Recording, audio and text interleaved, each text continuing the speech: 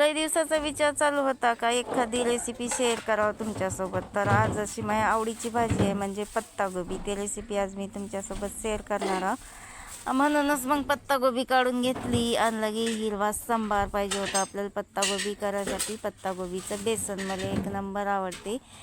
हिरव्या मिरच्या, हिरवा सांबार आणि पत्तागोबी काढून घेतली. पत्तागोबी घेतली मग चिरायले आणि इव्याने एवढी मस्त पत्तागोबी चिरल्या जाते ना काय एक नंबर. मग मस्त अशी बारीक बारीक पत्तागोबी कापून घेतली मी सगळीच. अर्धच फुल होतं पत्तागोबीचं आणि ते टाकली कढईत. आता त्याच्यात टाकायचं होतं पाणी मला धुयासाठी.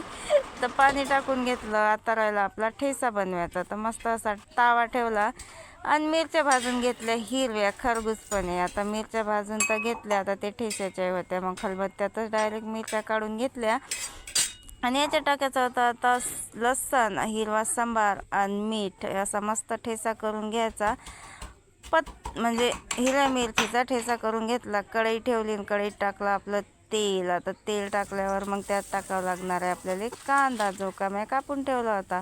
आणि आता बेसन म्हटल्यावर पत्तागोबीचं त्यात जिरं तर आलं. जिरं बी टाकून घेतलं. कांदा जिरं मस्त होऊ दिलं आणि त्याच्यात टाकून दिलं आपलं हिरव्या मिरचीचा ठेचा. मस्त असा ठेचा फिरून घेतला आणि हळद टाकली थोडीशी आणि त्याच्यात टाकली पत्तागोबी. आता पत्तागोबी हे शिजू द्यावं लागते आपल्याला. तर मस्त अशी फिरून घेतली आणि त्याच्यावर ठेवलं झाकण का मस्त तेलातच वाफते. मग ती मस्त अशी पत्तागोबी वाफली होती. आणि आता त्याच्यात टाकायचं होतं मला बेसन. बेसन टाकलं 2 चमचे. मस्त असं फिरून घेतलं आणि डबल त्याच्यावर झाकण ठेवून दिलं. कारण की बेसन मस्त उपसते. मग हा सगळा टाईम बेसनाला दिला होता मी.